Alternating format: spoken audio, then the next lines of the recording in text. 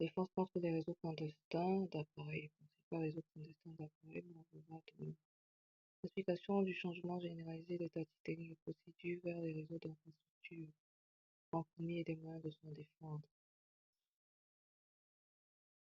Ok. Ça a été publié conjointement par le Centre national de cybersécurité et des partenaires internationaux.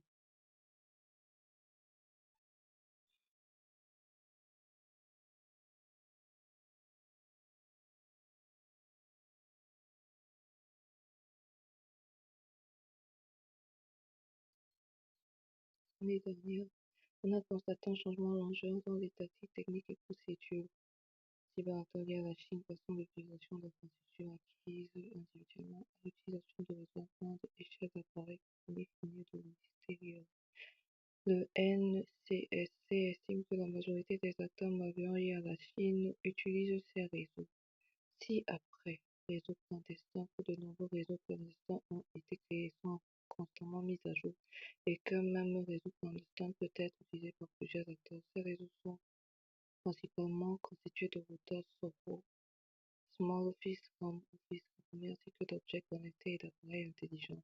Toute personne ciblée par des acteurs cybernétiques et à la Chine peut être affectée par l'utilisation de réseaux clandestins.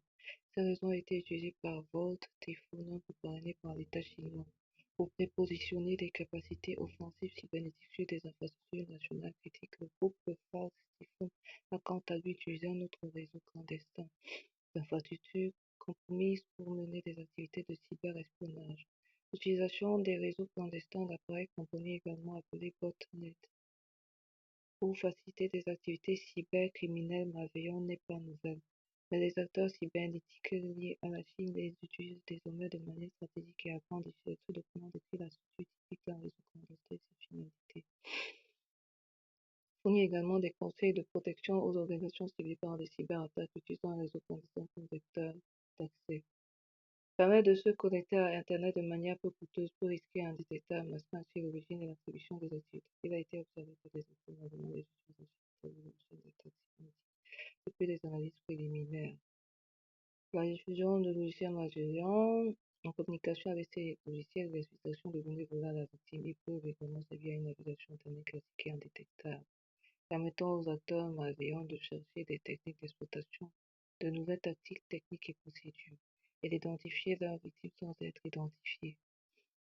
Certains réseaux cachés sont également utilisés par des clients légitimes pour naviguer sur Internet, ce qui complique l'attribution des activités malveillantes. Il existe des preuves que les réseaux clandestins utilisés par des acteurs liés à la Chine sont créés et gérés par des entreprises chinoises de sécurité informatique. Le réseau RaptorTrend, connu des experts en cybersécurité, qui a infecté plus de 200 000 appareils dans le monde en 2024, était contrôlé et géré par la société chinoise Integrity Technology Group.